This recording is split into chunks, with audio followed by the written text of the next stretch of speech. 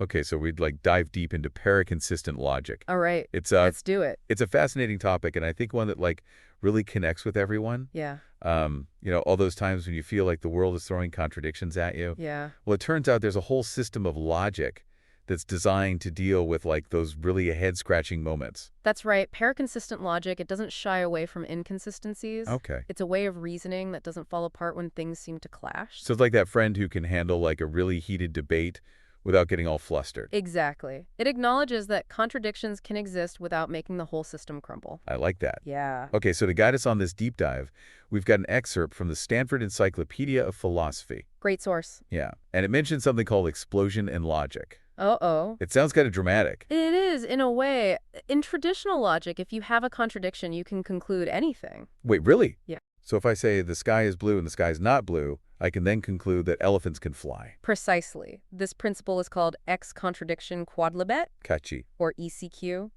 It's the idea that a contradiction makes the entire system trivial. You can derive any statement, whether it's true or false. That seems a little absurd, doesn't it? How can like one contradiction lead to any random conclusion? It's a bit like a chain reaction. If one link breaks, the whole chain falls apart. In traditional logic, a contradiction is like that broken link. It breaks the chain of reasoning and anything goes. Oh, so it's like the whole system just kind of implodes? Right. Okay, so then how does paraconsistent logic avoid this explosion? It seems like contradictions would be pretty dangerous if they could lead to just anything. Paraconsistent logic steps in and says, hold on, not so fast. I like it. It challenges the assumption that any inconsistency automatically renders a system useless. It provides a way to reason even in the presence of contradictions without everything going haywire. Okay, so it's not about saying that contradictions are good. It's more about finding a way to like work with them. Precisely. It recognizes that the world is often messy and complex. We might have incomplete information, different sources might contradict each other, or there might be genuine disagreements. Paraconsistency gives us tools to navigate this complexity. I feel like we could all use some of those tools these days. For sure. So the article also mentions this distinction between paraconsistency and dialetheism. Ah, yes. Can you break that down for us? Of course, paraconsistency is a feature of a logical system. It means the system doesn't explode when faced with contradictions. Dialetheism, on the other hand, is a philosophical belief that some contradictions are actually true. Oh, okay. Yeah, So you could have a paraconsistent logic without being a diatheist. exactly. You might just want a system that can handle contradictions gracefully, even if you don't believe those contradictions are actually true. Exactly. Paraconsistency is a broader concept. It's a tool that can be used by people with different philosophical views about truth and contradiction. It clears things up. So it seems like this idea of explosion being like a valid principle is a relatively recent development in the history of logic. Right. The article mentions some pretty intriguing historical examples of thinkers who didn't quite buy into this whole contradiction equals everything is true idea. Yeah, the history of logic is full of diverse perspectives. Okay, Take Aristotle, for example. He proposed something called the connective principle, okay. which essentially states that something can't be caused by both something existing and not existing. Okay, so that seems pretty intuitive, like you can't have your cake and eat it too. Precisely. And though mainly applied to conditional statements, Uh-huh. this principle implicitly rejects the idea that a contradiction can lead to just any arbitrary conclusion. Okay, so you couldn't just jump from a contradiction to any random statement. Right. There had to be like some kind of connection. Exactly. Okay, so fast forward to the Middle Ages, All right. and we see these intense debates about the nature of logical consequences. Yeah. Like thinkers like Boethius and Abelard were grappling with this idea of containment, Containment. where the conclusion of an argument must somehow be contained within the meaning of the premises. Right. So the conclusion couldn't just be like any random statement. Right. It had to be connected to what you were starting with. Exactly. And so this notion of containment, Yeah. much like Aristotle's connective principle, Right. doesn't allow for a logic where contradictions lead to accepting everything is true. Right. But didn't everyone agree with like these medieval thinkers? Well, not quite. The article mentions these Parvipontanians who had a different take on things. Ah, yes, the Parvipontanians, followers of a 12th century logician named Adam of Bolsham, they challenged this containment view. They emphasized truth preservation as the key feature of logical consequence, meaning that if the premises are true, the conclusion must also be true. Okay, but wouldn't that lead us right back to explosion? Hmm. Like, if a contradiction is true, then any conclusion would also have to be true to preserve truth. You're absolutely right. And the Parvipontanians actually embraced this consequence. One of their members, William of Fouassans, even came up with an early version of what we now know as the C.I. Lewis argument for ECQ. Wow, so the seeds of this whole explosion idea were sown way back then. They were. But weren't there alternative perspectives from other parts of the world? Absolutely. Asian philosophical traditions, particularly Jaina and Buddhist logic, were much more open to the possibility of statements being both true and false. Buddhist logicians developed systems that relied on a pervasion relation between premises and conclusion, similar to the containment idea. So even centuries ago, there wasn't just like one universally accepted way of dealing with contradictions in logic. Not at all. This diversity of thought is crucial to understanding the development of paraconsistent logic in the 20th century. Okay, so let's talk about those 20th century developments. All right. The article mentions some key figures who independently developed paraconsistent logics. Yeah. It's like this idea was popping up all over the place. It really was. You have Stanisław Jaskowski in Poland, who built on the work of his teacher Sukasiewicz, who himself had criticized Aristotle's law of non-contradiction. So even those who defended traditional logic were planting seeds of doubt. In a way. Interesting. What about other pioneers? Around the same time, you have Søren Halden in Sweden exploring the logic of nonsense.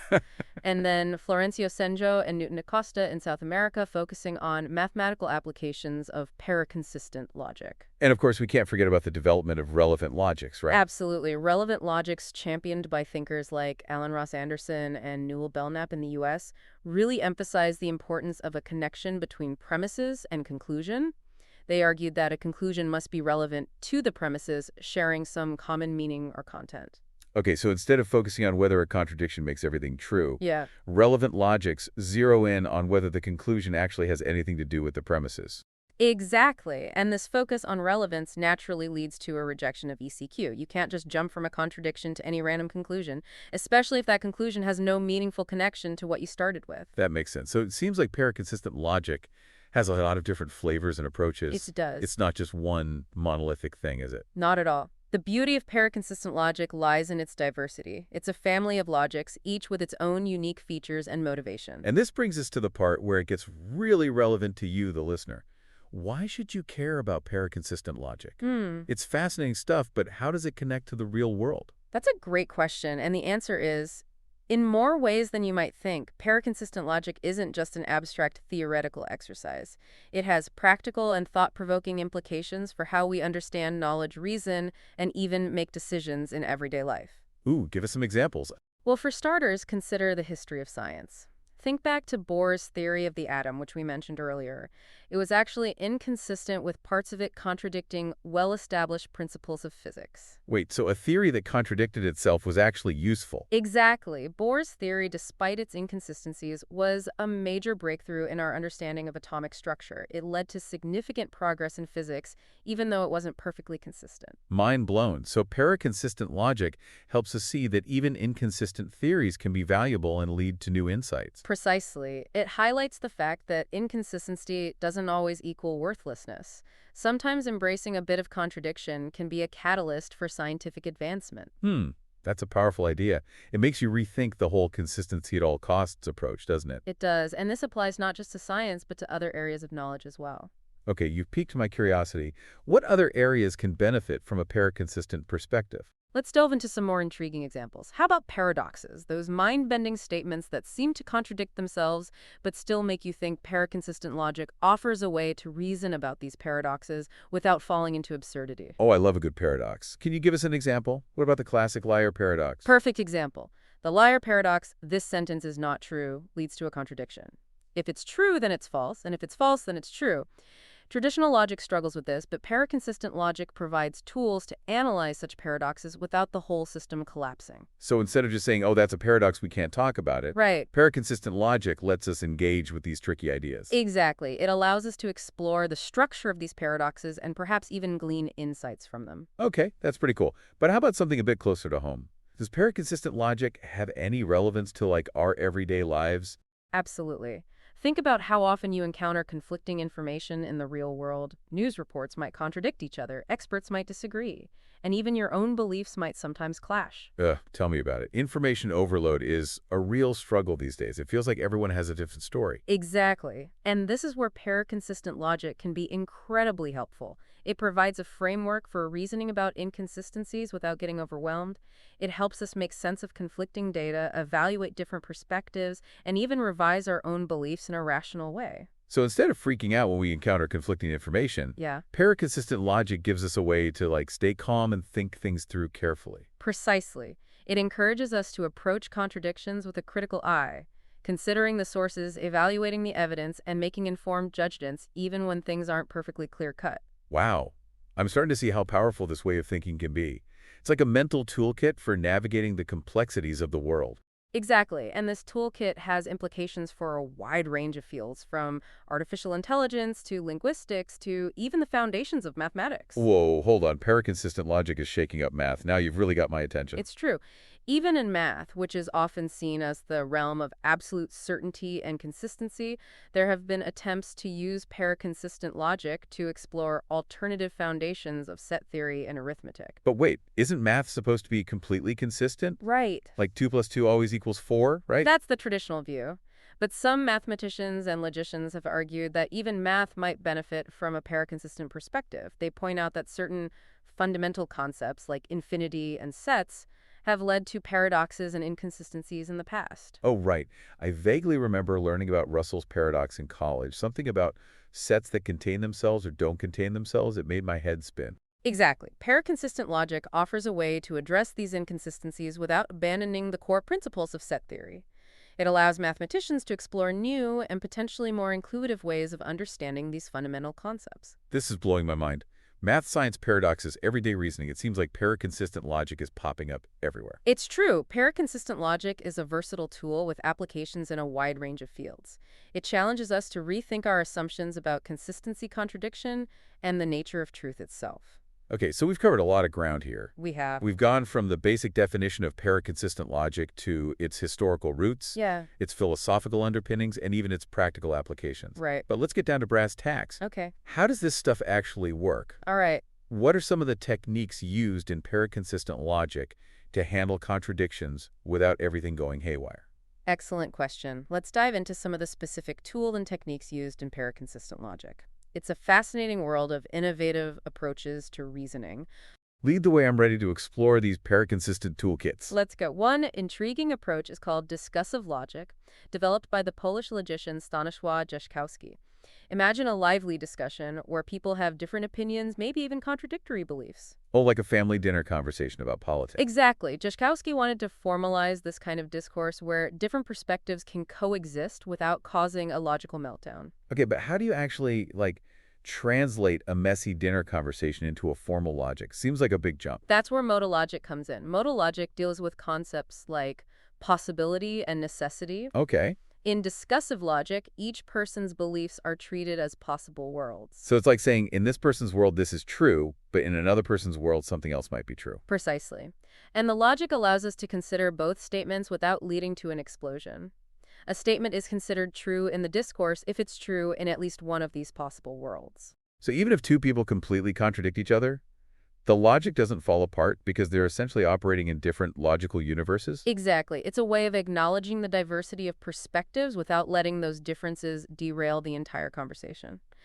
And speaking of managing information carefully, Okay. another technique is called non-adjunctive systems. Non-adjunctive systems. What's that about? Well, adjunction is the rule that lets you combine two separate statements into a conjunction, basically saying both are true. Like if I say, it's raining, I have an umbrella, I can combine those into, it's raining and I have an umbrella. Exactly. But in non-adjunctive systems, this rule is restricted. You can't just combine any two statements willy-nilly. Why not? What's the problem with conjunctions? If you have combining contradictory statements into a conjunction could lead to that explosion we talked about. Ah, I see. So these non-adjunctive systems are saying, we can talk about this statement separately, but let's not smash them together if it's going to cause problems. Precisely. It's a way of carefully managing information to avoid those explosive situations. I'm starting to see a theme here. It's like walking a tightrope between acknowledging inconsistencies and preventing them from blowing everything up. Right. This need to carefully manage information leads to another approach called preservationism. Preservationism, what's being preserved? Consistency.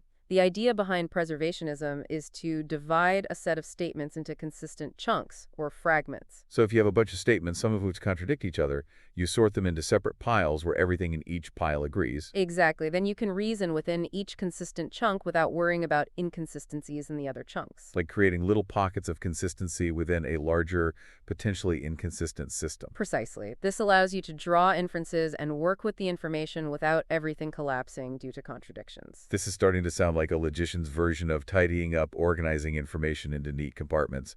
But what if you need to use information from different chunks? That's a great question, and that's where the idea of permeability comes in.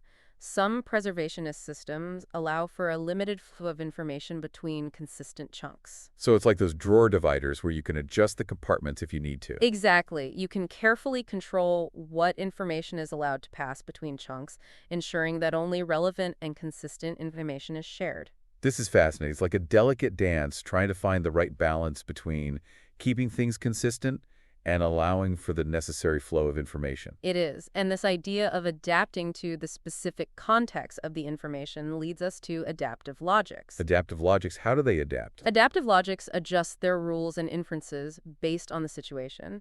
They start with a basic set of rules, a lower limit logic, but they can also incorporate additional rules like the disjunctive syllogism as long as no contradictions are encountered. So they're cautiously optimistic, assuming things are consistent until proven otherwise. Precisely. But if a contradiction pops up, the logic adapts and retracts any inferences that relied on that assumption of consistency. Kind of like 2 steps forward, 1 step back. You could say that adaptive logics are dynamic, constantly adjusting to the presence or absence of contradictions. They let you reason with potentially inconsistent information while minimizing the risk of those inconsistencies leading to absurd conclusions. This is making me think about how we reason in our own lives. We often make assumptions and draw conclusions based on what we believe to be true, but then new information comes along and we might have to revise our beliefs or even completely change our minds. Exactly. Adaptive logics can be seen as a formal model of this kind of belief revision. They capture the dynamic nature of human reasoning, where we're constantly adjusting to new evidence and potentially conflicting information. I'm starting to see how these different techniques in paraconsistent logic aren't just abstract theories, but reflections of how we think and reason in the real world. That's one of the most fascinating things about paraconsistent logic. It's not just about creating weird and wacky systems. It's about understanding the complexities of human thought and finding ways to represent that complexity formally and rigorously. So we've covered discussive logic, non-adjunctive systems, preservationism, and adaptive logics. Any other tools in this paraconsistent toolbox? We've got a few more tricks up our sleeve. Let's talk about the logics of formal inconsistency, or LFIs. LFI sounds intense. What are they all about? LFIs take a different approach by directly incorporating the concept of consistency into the logic itself. They have a special symbol that represents consistency, and they use this symbol to control how contradictions are handled. So instead of just dancing around contradictions, LFIs confront them head on. Exactly. LFIs aim to capture the idea that classical logic is fine in consistent contexts. But when a contradiction arises, we need a different set of rules. Okay, but how does this work in practice? How do you actually use a symbol to represent consistency? It's a bit like a flag that gets raised when a contradiction is present. The LFI rules then prevent that contradiction from spreading and causing the whole system to explode. So it's like a safety valve that prevents the logical pressure from getting too high. Precisely, LFIs allow you to pinpoint inconsistencies without letting them derail the entire reasoning process. You can isolate and analyze those contradictions without everything falling apart. This is starting to sound like a superpower. Being able to handle contradictions without freaking out seems incredibly useful. It is, and LFIs have been a major area of research in paraconsistent logic, especially in Brazil, where Newton da Costa pioneered this approach. Okay, so we've added LFIs to our toolkit. What else is there? I'm feeling like a logician in training here. Well, let's not forget about many-valued logics. They challenge the classic assumption that there are only two truth values, true and false. Wait, so there could be more than just true or false. What other options are there? That's the beauty of many-valued logics. They open up a whole world of possibilities. The simplest example is a three-valued logic, where you have true, false, and a third value that could be interpreted as both true and false, or neither true nor false. Whoa, that's tricky. So a statement could be both true and false at the same time. Doesn't that completely break the rules? It does challenge the classical rules, but that's the point. Many valued logics let us model situations where the classic binary framework of true and false just doesn't cut it. Okay, I'm trying to wrap my head around this. What kind of situations would need a third truth value? Think about vague concepts like tall or bald is someone who's 5'10" tall. It depends. There's no clear-cut answer. A three-valued logic could represent this vagueness by assigning a truth value that's neither definitively true nor false. Ah, so it's a way of capturing the gray areas, the uncertainties, the it depends aspects of life. Precisely, many valued logics provide a more nuanced way of representing the complexities of the world. And some of these logics, like the paraconsistent logic LP, can handle contradictions without exploding. Okay, this is blowing my mind, but in a good way. So instead of forcing everything into neat categories of true and false, We can use many-valued logics to represent the fuzziness and ambiguity that exist in reality. Exactly. And this can be incredibly useful for modeling real-world situations where information is incomplete, vague, or even contradictory. I'm starting to see how these different paraconsistent tools each have their own strengths and weaknesses depending on what you're trying to model or understand. Precisely. There's no one-size-fits-all approach in paraconsistent logic. The choice of which logic to use depends on the specific problem at hand and the philosophical assumptions you're working with. Okay, so we've added many valued logics to our arsenal. Are there any other tools we should know about? There's one more family of logics that's crucial to understanding paraconsistency relevant logics. Relevant logics, we touched on this earlier, but remind me again how they connect to the whole paraconsistency thing. Right. So relevant logics, as the name suggests, focus on making sure that the conclusion of an argument is relevant to the premises. They challenge the idea that you can infer just anything from a contradiction. Right, because if you accept a contradiction, traditional logic says you can conclude that elephants can fly, even though that has nothing to do with the original contradiction. Exactly. Relevant logics aim to avoid these irrelevant inferences by demanding a meaningful connection between the premises and the conclusion. Okay, that makes sense. But how do they actually, enforce this relevance? How do they make sure the connections are genuine? They modify the rules of inference, particularly those governing implications. They introduce stricter conditions for when an implication is considered valid. So they're essentially putting their foot down, saying you can't just jump from statement A to statement B just because there's a contradiction somewhere else. There needs to be a real logical connection. Precisely. Relevant logics tighten up the rules to ensure conclusions are genuinely supported by the premises. This makes me think about how we often hear arguments where the conclusion seems to come out of left field. Like someone might say, you disagree with me about climate change, therefore you must hate puppies. That's a classic example of an irrelevant conclusion. Relevant logics give us a framework for analyzing arguments and spotting those fallacious leaps in reasoning.